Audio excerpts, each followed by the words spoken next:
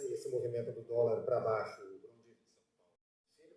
Olha, Tulsi, o dólar ele é um bicho complicado para todos os economistas, né, para todo mundo que trabalha no mercado. Mas, sem dúvida, né, a gente vê o dólar estagnado e não em forte alta com essa escalada de tensão, porque a gente ainda segue com as maiores taxas de juros reais do mundo.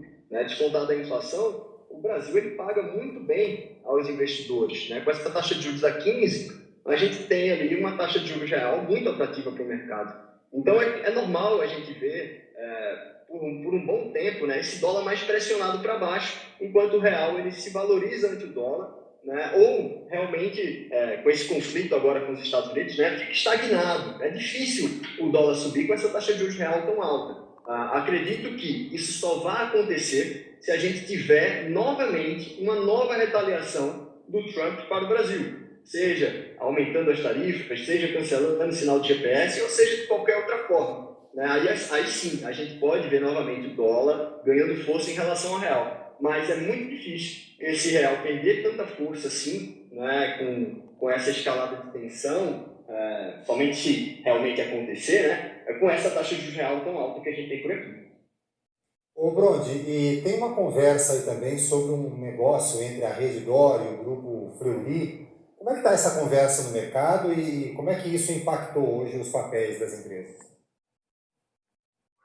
Sinceramente, eu não estou muito a par dessa negociação, né? Mas eu vi sim que tem uma negociação entre as duas empresas. Acredito que seja positivo para as duas empresas, mas eu não estou tão a par dessa negociação. Tá bem. Agora, olhando para fora, houve um movimento hoje das bolsas americanas, né, dos principais índices americanos, perdeu um pouco de fôlego também no fim do dia, mas houve um maior otimismo durante a segunda-feira, e isso tem muito a ver com os balanços das sete magníficas, é isso, Brondi? O mercado americano esperando bons balanços aí para as empresas americanas, né? Principalmente essas empresas de tecnologia. O mercado segue reagindo muito bem, né, ao balanço que a gente teve nas últimas semanas. A gente tem ainda inflação controlada nos Estados Unidos, como a gente falou aqui semana passada, né? Inflação controlada e dados econômicos indo bem, acima do consenso, é muito positivo para o mercado americano em geral, né? E pode causar realmente um corte de juros mais cedo nos Estados Unidos. E como a gente já viu alguns balanços, né, sendo reportados e nada muito impactante, ou seja, os dados vindo ali dentro do consenso, ou levemente acima ou levemente abaixo, o mercado americano ele vai continuar, né, precificando para cima. Por quê? Porque a expectativa é de bons balanços com essa inflação controlada e dados econômicos vindo bem. Né? Não há uma expectativa de balanços ruins até o momento. Então, é normal a gente ver esse mercado americano nas máximas.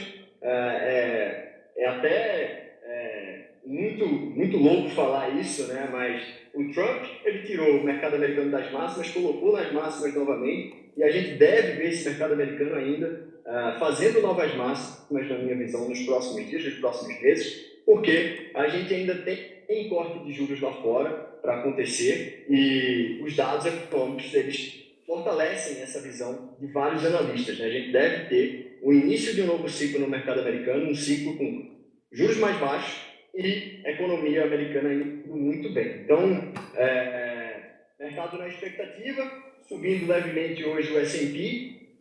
Na minha visão, né, a gente deve ter bons balanços aí dessas empresas nessa semana. Brondi, segunda-feira, vamos fazer uma projeção para a semana, então. O que deve ter de importante aí no decorrer da semana, além, claro, do olho sempre na questão do tarifaço? Fácil, como a gente tem falado aqui, né, vai ser o grande trigger do nosso mercado brasileiro. A gente tem que prestar atenção todos os dias nas falas do Trump, na rede social do Trump, né, Truth Social, para ver ali o que é que ele vai falar sobre o Brasil, sem dúvida. E essa semana a gente vai ter PMI nos Estados Unidos. Tá? Então são dados de atividade ali nos Estados Unidos, se vem acima de 50, indica economia em expansão, abaixo de 50, economia em contração.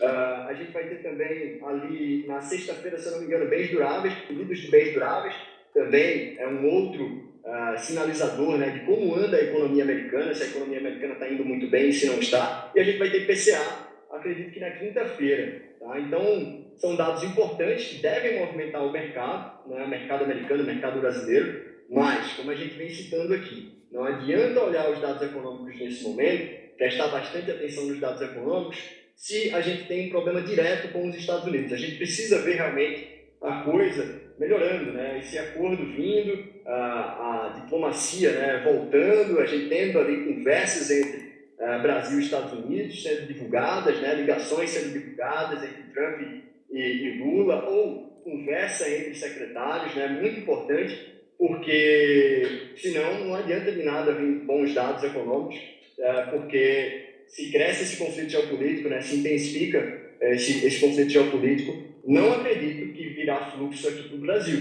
né? Pelo contrário, a gente deve ver ainda uma migração, né, de fluxo de dinheiro aqui no Brasil para outros países emergentes. Até o Henrique Meirelles falou hoje, né, que uma das coisas, né, que mais impacta essa saída de fluxo também é o fiscal. O Brasil segue aí aproximadamente 15 pontos percentuais acima na dívida PIB em relação a países emergentes. Então, a gente segue com um problema fiscal muito forte aqui no Brasil. Se resolve esse problema fiscal, a gente pode ver fluxo voltando, mesmo com essa questão toda aí do tarifaço. Mas é difícil. A gente não pode escalar essa tensão com os Estados Unidos, porque isso realmente está causando uma forte pressão aqui no nosso mercado. Só para reforçar aqui, Bruno, essa semana a gente tem o IPCA 15, vai sair na sexta-feira. Índice importante do mercado está de olho também, a prévia da inflação oficial. Né? Exato, exatamente. Gabriel Brondi, sócio da Delink Investimentos. Valeu, Brondi. Obrigado pela sua participação aqui e uma boa semana e bons negócios. Obrigado, Túlio. Obrigado a todos que nos assistem e até amanhã.